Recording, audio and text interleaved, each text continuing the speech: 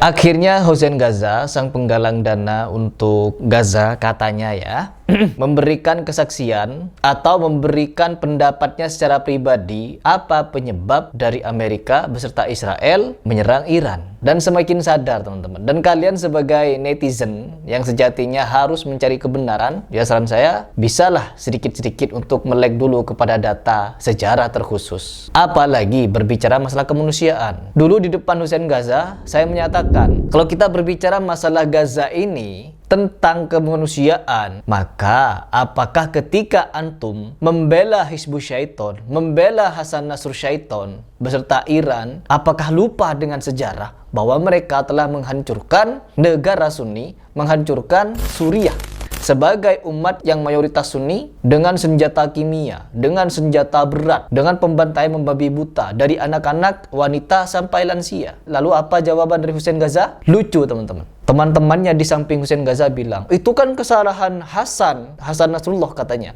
bukan kesalahan Hussein. Kok iya mau membela orang salah yang kesalahannya sangat luar biasa besar, tidak bisa dimaafkan, lalu disebutnya dengan syahid-syahid. Tapi ya sudahlah, kalau kalian ingin nyimak video itu, ini video saya sekitar 8 bulan yang lalu, kurang lebih. Tonton video ini, di mana saya menjelaskan bahwa Hussein Ghaza memberikan data fakta yang membuat kita mikir kenapa dia berafiliasi seperti itu, kenapa dia berpikiran seperti itu. Silahkan saja disimak. Sekarang kita dengarkan seperti apa pendapat dari Hussein Ghaza tentang alasan Amerika dan Israel nyerang Iran. Tujuan utama Amerika Israel itu menyerang Iran sebetulnya bukan karena masalah pengayaan uraniumnya, bukan juga karena masalah rezim, bukan karena masalah apapun, tapi karena masalah keputusan mereka mendukung para pejuang-pejuang Gaza selama 1 dekade terakhir. Ya, jadi itu ya alasan Amerika beserta Israel nyerang Iran. Karena Iran adalah sosok pejuang kemerdekaan Palestina. Pride lah kalau menurut saya. Perhatikan teman-teman, kakek moyang dari orang-orang Iran ini, terkhusus Syiah Rafidhah, kafir ini, sesepuh-sesepuh mereka, kakek-kakek moyang mereka telah melakukan tindakan yang sangat-sangat jahat dulu pada abad ke-7 masa kejayaan Islam Sunni di Iran. Pada abad ke-7 sampai abad ke-15, Muslim Sunni Iran itu sangat mendominasi, dan bahkan lahirlah beberapa ulama yang sangat luar biasa yang kita kenal, Imam Bukhari. Setelah berjalan beberapa abad, Islam Sunni di situ berkembang, muncul nih dari arus bawah yang dimana orang-orang Syiah Rafidhah membuat kelompok ekstrim untuk membuat konversi Islam Sunni menjadi Syiah. Dengan cara apa? Pemberontakan massal, demo. Setelah itu berperang dan menculik orang-orang Sunni, dianiaya, dibunuh, dipaksa berbaiat kepada Syiah. Kalau tidak mau dibunuh di tempat, dizolimi di tempat. Itu yang dilakukan oleh kakek moyang dari Ali Khamenei. Dan ini tercatat di sejarah, tertulis. Umat Muslim Sunni harus tahu. Kalau tidak tahu, kalian akan banyak baiat ke Syiah karena menganggap Syiah yang benar sekarang. Sedangkan Muslim Sunni, seolah-olah Muslim Sunni sekarang kan terlihat diam nih, melihat penindasan dari Israel terhadap Palestina. Padahal seperti negara Arab selalu menggaungkan kemerdekaan Palestina tanpa konflik. Selesaikan konflik. Kalau berkonflik terus, misalkan Arab Saudi turun ke medan konflik, medan perang, turun senjata, turun rudal, rudal sana, rudal sini. Kalau dibalas, siapa yang mau menjamin keselamatan kaum muslimin yang beribadah di Mekah Madinah? Kalau menyelesaikan masalahnya selalu dengan konflik. Perhatikan baik-baik kalimat saya. Sensitif ini teman-teman. Tapi mereka kan si paling Gaza ini tidak mau konflik berakhir. Maunya perang terus. Kirim senjata. Dia jelas ketika dia demo-demo, jangan cuma kirimkan uang, jangan cuma meneriakan kemerdekaan, jangan cuma mengirimkan logistik, tapi kirimkan senjata, kirimkan militer. Untuk apa? Perang terus-terusan, habis-habisan. Saya ketika meneriakan kemerdekaan dengan jalur perdamaian, bukan berarti kita harus membenarkan dan menerima segala bentuk kejahatan dari orang-orang Israel. Tapi karena itu salah satu cara untuk memerdekakan Palestina, menyelamatkan nyawa-nyawa kaum muslimin Sunni di sana dari penjajahan.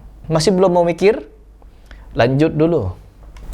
Ya, arahnya adalah bagaimana tujuan utama, ini yang saya baca ya, tujuan utama Amerika Israel itu menyerang Iran sebetulnya bukan karena masalah pengayaan uraniumnya, bukan juga karena masalah rezim, bukan karena masalah apapun, tapi karena masalah keputusan mereka mendukung para pejuang-pejuang Gaza selama 1 dekade terakhir. Kalau rezim Khamenei tidak memberikan suplai senjata, kemudian logistik ke Gaza, yang mana Gaza inilah sebetulnya yang menjadi titik dari semua sumber masalah bagi Israel. Saya yakin sekiranya Khamenei tidak ikut campur terlalu dalam masalah perjuangan Gaza, maka Oke. Katanya perjuangan Gaza ini dipelopori oleh Iran. Padahal orang-orang Palestina sendiri bersaksi bahwa Iran adalah biang kerok seluruh kehancuran di tanah Arab. هي دولة تثير القلاقل في الوطن العربي هي دولة تثير القلاقل في الوطن العربي والإسلامي. فيها اللي هو غلو مغالاة في الدين وفي القرآن الكريم. هي دولة كفر مش دولة إسلامية، وبدعوا إنها دولة إسلامية. ايش يعني ايران داعمة الارهاب الشيعي العلوي في سوريا ضد المسلمين السنيين. إيران هي اللي تعطي المسلمين. شهد العراق بالسابق هو المنع تمدد Masih belum kalian mau melek dengan data ini? Warga Iran, warga Gaza, warga Palestina terkhusus, warga dari Suriah, warga Irak, warga Yaman bersaksi kalau Iran adalah biang kerok kehancuran, kerusakan, perang, konflik di mana-mana. Tapi masih ada corong-corong yang berbicara seperti ini seolah-olah Iran adalah pahlawan. Datanya dari mana? Asumsi pribadi katanya, kata dia, kata Hussein Gaza ini. Ini menurut hemat saya, menurut pemikiran saya, menurut analisis saya, analisis pribadi teman-teman. Masih kalian percaya? Nanti kita baca komentar biar kalian lebih lebih tahu. saya tidak yakin dia akan dijatuhkan dalam waktu dekat ini. Namun, karena selama ini Gaza yang menjadi duri dalam tenggorokan Israel yang berusaha untuk menjalankan propagandanya dan agendanya untuk menguasai wilayah Arab dari Nil sampai Efrat. Nah, dan Iran menjadi satu-satunya kekuatan di dunia yang dengan konsisten mendukung para pejuang-pejuang Gaza. Konsisten. Jadi gini, kombinasi antara keberanian warga Gaza, keahlian tempur mereka, kemudian dengan Keahlian tempur apa teman-teman? Ketika kalian menyaksikan Gaza hancur seperti sekarang ini, keahlian tempur apa? Keahlian tempur negaranya hancur. Musibah ini sebenarnya. suplai teknologi militer dari Iran, ini sesuatu kombinasi yang sangat menakutkan bagi Amerika dan Israel. Itu terbukti selama 2 tahun mereka tidak bisa menghabisi Gaza dengan kombinasi ini. Akhirnya mereka setelah tercapai kesepakatan gencatan senjata, lalu muncul HBOP, mereka mulai mengeksekusi apa yang selama ini mereka ingin eksekusi, yaitu apa? Menghancurkan akar dari kekuatan Gaza yang mereka yakini adalah Iran yang selama ini mensuplai senjata-senjata. Iran yang mensuplai senjata-senjata. Padahal ketika perang kemarin, Korea Selatan melakukan analisis secara intens, teman-teman. Yang dimana senjata-senjata yang digunakan oleh Hama itu ternyata adalah senjata buatan dari Korea Utara. Setelah diselidiki lebih dalam lagi apa yang didapatkan oleh intelijen Korea Selatan, ada gerakan perdagangan senjata secara ilegal. Melihat beberapa transaksi besar antara mereka kaum Hama ini dengan Korut. Jadi semuanya ini tidak murni, teman-teman. Kalau kita berbicara perang, semuanya tidak murni atas dasar kemanusiaan. Ada bisnis di balik itu. Di akhir video saya akan berikan satu fakta untuk kalian berpikir. Tapi sekarang kita baca dulu komentar dari netizen. Kita baca dari komentar. Pengepul donasi dikasih panggung. Tuh, ini komentar yang mulai cerdas. Pengarang cerita handal, tukang dongeng nih, mengarang bebas, donasi-donasi. Serius dia dijadikan narasumber. Perhatikan komentar netizen sekarang, teman-teman, ketika melihat Hussein Gaza ini sudah mulai jadi corong untuk donasi. Di mana-mana iklan di YouTube ketika kita nyimak kesedihan Palestina dulu.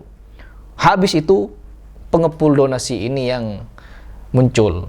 Baca lagi komentar ke bawah. Mas pulang aja ke Indonesia, di sini masih banyak konfliknya juga. Urus dulu rumah sendiri. Propaganda mencari sumbangan. Narasumbernya kayak gini amat. Dia ini siapa? Menteri Luar Negeri Timur Tengah?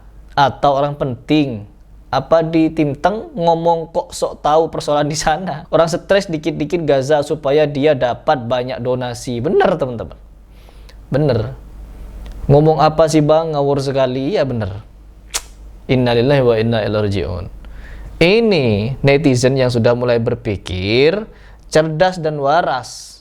dari orang-orang yang suka halu cerita-cerita tentang Iran sebagai pahlawan di Palestina. Dan sebagai penutup, simak video ini bahwa gerakan perang yang dilakukan oleh Iran, Israel, Amerika, Korea Utara membantu Iran, Rusia dan lain sebagainya tidak ubahlah sebagai gerakan bisnis semata.